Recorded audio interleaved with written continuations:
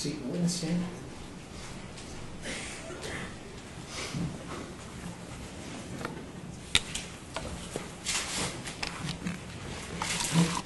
Paul Eckerstrom. I'd like to move quickly through this. Okay. Were you chairman of the Democratic Party for a certain number of years? Yeah, from January 2003 to March of 2006. And are you the one that created within the party an election integrity committee? That's correct. The first executive committee meeting in January, I believe, of 2000. It was February 2003. A particular individual on the executive committee, Gordon Mustaine, asked me to create the committee because of certain concerns from the 2002 election in Georgia and, of course, the 2000 election in Florida. I thought it was an important enough issue to form a committee, and I knew that committee needed some technical expertise, and I knew Tom Ryan, Dr. Ryan, who I've known since about 2000, and knew he had a PhD in electrical engineering, knew that he had experience in the software business. So I asked him to chair the committee with Gordon Mustaine as co-chair. What were the goals and what you were trying to achieve with that committee? Well, you know, this struck at the whole core of our democracy. The way I looked at it, if we couldn't be confident in how elections and the votes were counted. And so, one, I wanted to have the committee look at whether these particular vote counting machines, Diebold in specific, because the county actually has that system here, were unsecure and could be hacked into or the vote manipulated without anybody really knowing. And so that was the charge of the committee. And then, of course, if they felt that there was a problem, then what solutions they might want to come up with and propose. I'm not sure where the committee was really going to take this because, it was kind of just a generalized, let's see if there's a problem. Very soon after Tom Ryan started looking into this and having some meetings with folks, he came back to me and then later to the executive committee basically saying that, in his opinion, it was very much a problem, that these machines were very unsecure and they could be easily manipulated and there wouldn't necessarily be a trace of the manipulation. And at that point, then the committee started working on possible solutions. Now, I wasn't a participant of the committee, but this was being reported back. While you were chairman, did the Pima County Democratic Party endorse the Regional Transportation Authority item on the bond election in May of 2006 and encourage the people of Pima County to vote in support of that?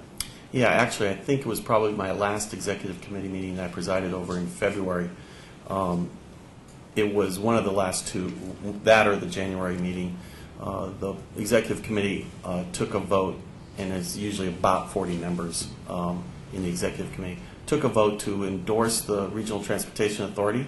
The Democratic Party, Pima County Democratic Party, did do that. It was a voice vote. There was only a few people that were objecting to it, and everybody else supported it. The defense in this case is offering a few pages from your deposition where I'd like to get some context from you as to what's your understanding of the reason that we're in court and what the goal of this lawsuit is. Well, the main goal, as I understand it, is, and it's basically the goal that I think we all had in mind when I developed that committee back in January of 2003. The goal is to make sure in our role as a political party of oversight of counting of the vote, that there be transparency in the system so that we can actually do the role of oversight properly. Otherwise, you can't. If you can't look at what's happening in a vote, you can't have that oversight role. It's worthless then. So you need the transparency, and I think that's the main reason for this lawsuit, is to make sure that there's transparency in our election process. Thank you. That's all the questions I have. Cross-examination.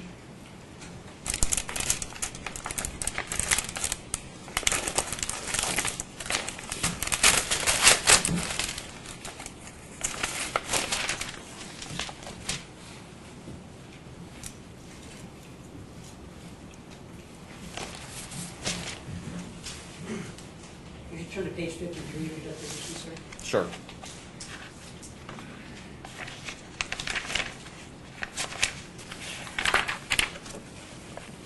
Okay.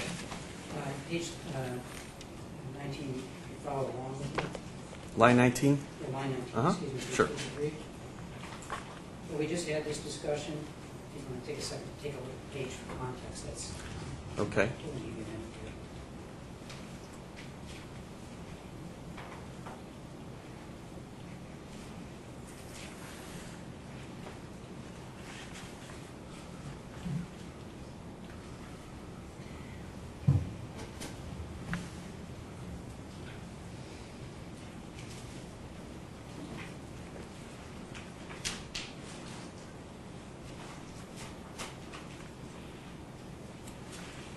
Okay. I see the context. Okay. Yeah, page 19, excuse me, line 19, Mhm. page 53, the deposition. My question to you is, in response to the previous one, is okay, well, we just had this discussion. All of these, you just acknowledged it from your understanding, and I don't think there's any dispute in this case, but none of these systems that are currently certified for use in this state, none of them are free from security, potential security problems. Isn't that correct? And your answer is right. Here's the problem. If you look at page 54, if the legislature doesn't know it's a problem, they're never going to really change it. Now, they're taking some steps, but I guess what I'm saying is it's appropriate, I think, that at any level of the electoral process to challenge these machines. That's your statement, is that correct? That's correct. Okay? And if they are challenged, you go on to say if they're challenged and it's shown that there's a problem, then you can create a political, political wave at the legislature to change the law, to have a change. If it means going back to the old system of hand counting, so be it. Or if there's another type of system that's more secure that we can rely on, great. As long as there's transparency in the system, great. But unless we know what's going on, it's hard to create a political foundation for actually lobbying the legislature about this. I mean, ultimately, I think that's what it's about. And there's my question. That's what this lawsuit is about? Answer, I think it's ultimately what it's about. That was your testimony? Yes. Could I ask you to read the complete answers? That's fine. That's fair. It's to change the system so that we have more secure systems with transparency. And whether it's appropriate venue or not, I'll leave that up to the judge. But I think it's appropriate to challenge it at any level so that you know if you challenge it at a lower level, maybe the upper level folks will actually make the change in the law. Isn't that what you said, sir? I did. And that part of your testimony hasn't changed, has it? No. It's just your characterization of that testimony. But I don't know what you mean by that. Well, you're coming into court today I asked you whether that's what this lawsuit is about, and that's what you stated. I think ultimately that's what it's about. Well, sure, but I will say, Mr. Straub, as you know, in this deposition, there was numerous times throughout the deposition that I said that the reasons for the lawsuit was, one, to follow the role of our oversight, and two, to be able to do that, we needed transparency, and three, that to look at the database was, I felt, transparency and serving the role of oversight that the political parties have in our system. Certainly, you know, if there's a byproduct of a lawsuit that creates a situation where people realize our system is not good, then that would be a good thing, I would think. But I think ultimately it comes down to transparency. If nobody's looking, then nobody can even get to the fact that there might be a problem. You also mentioned, though, in your answer, and I think as I understand too, that you have, obviously I think it's a concern for you, not only transparency would be a concern for the party, but also security as well. Would you agree with that? Sure, absolutely.